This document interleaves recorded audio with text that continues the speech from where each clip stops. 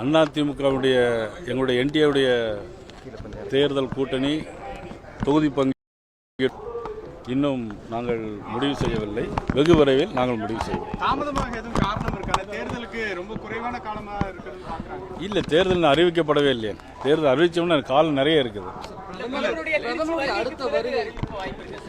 அதாவது பிரதமர் வருகையை நீங்கள்லாம் பார்த்தீங்க. மதுராந்தகத்தில் நடைபெற்ற கூட்டம், அதன் பிறகு மதுரையில் நடைபெற்ற கூட்டம் மிக பிரம்மாண்டமான ஒரு எழுச்சியை தந்திருக்கிறது.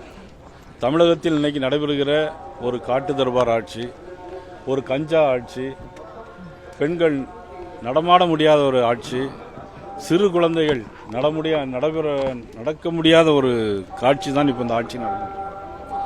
கஞ்சா போட்டுக்கிட்டு ரோட்டில் வர்றவங்க போகிறவங்களெல்லாம் வெட்டுறாங்க. ஏதோ புதுசாக வெட்டுறாங்கன்னு இல்லை, டெய்லி ஒவ்வொரு ஊர்லேயும் வெட்டுறாங்க. அது என்ன காரணம்னே தெரியல. திருநெல்வேலி பக்கத்தில் ஒரு ஊரில் நடந்திருக்கு, அதுக்கப்புறம் கும்பகோணத்தில் நடந்திருக்கு. ஆக சொத்து வரி உயர்வு பார்த்தீங்கன்னா 300 மடங்கு அதிகம். இன்னைக்கு மின் கட்டண உயர்வு 300 மடங்கு அதிகம். ஒரு ஆண்டுக்கு சிறு குறு தொழில் வச்சிருக்கவங்களுக்கு 6% ஆண்டு ஒன்றிற்கு அறிவிக்கப்படாத மின் கட்டண உயர்வு.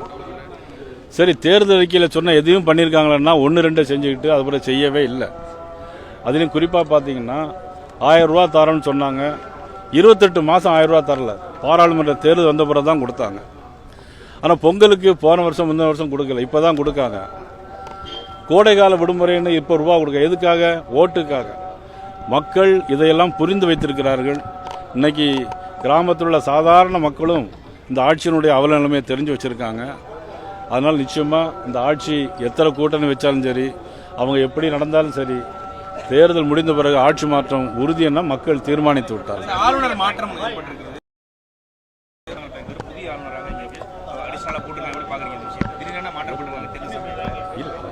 ஆளுநர் வெகு நாட்கள் ஆகிவிட்டது. அதை பற்றி ஒன்றும் பிரச்சனை